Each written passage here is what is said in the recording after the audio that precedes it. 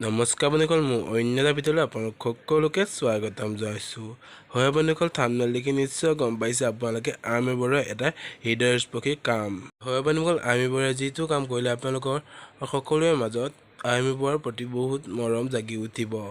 আহক বন্ধুসকল, আৰ্মি বৰুৱাই কি কাম কৰিলে এবাৰ ভিডিঅ'টোৰ সৈতে চাওঁ আহক।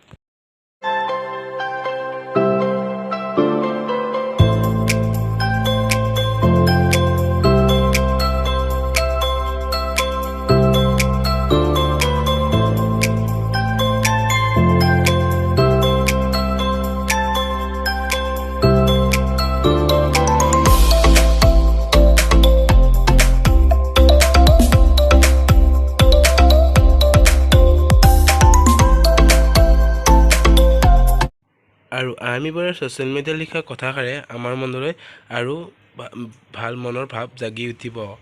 সেয়া হ'ল, অসুখৰ যন্ত্ৰণা মন্ত্ৰমুগ্ধ পৃথিৱীখনলৈ স্বাভাৱিকভাৱে আমাক উভতাই আনিব বুলি যাৰ ওপৰত আমি আগাধ বিশ্বাস কৰোঁ, তেওঁলোকেই চিকিৎসক আমি।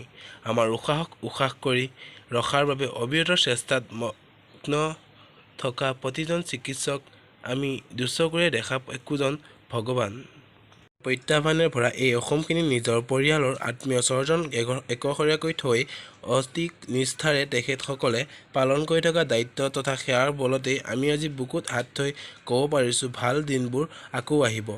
আচলতে ভাষাৰে তেখেতসকলৰ সেৱাৰ প্ৰতি কৃতজ্ঞতা প্ৰকাশ কৰিবলৈ মোৰ বাবে কঠিন হৈ পৰিছে। তেখেতসকলৰ এই ত্যাগ আৰু কষ্টৰ বিনিময়ত দিবলৈ অক্ষম আমি। কৃতজ্ঞতাৰ চিন স্বৰূপে নিজ হাতেই ৰন্ধা এসাঁজ ভাত হেঙাবাৰীৰ চিকিৎসালয়ত গৈ চিকিৎসকসকলক প্ৰদান কৰিলোঁ। আপোনালোকে তেওঁলোকক একো দিব নালাগে, সাধাৰণভাৱে এটা ধুনীয়া মাতেৰে মাত দিলেই তেওঁলোকে বহুত অন্তত ভাল পায়।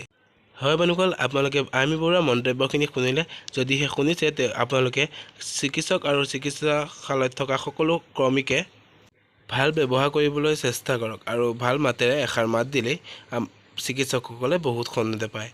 আৰ্মি বৰুৱালৈ বহুত বহুত ধন্যবাদ এইষাৰ কথা কোৱাৰ বাবে।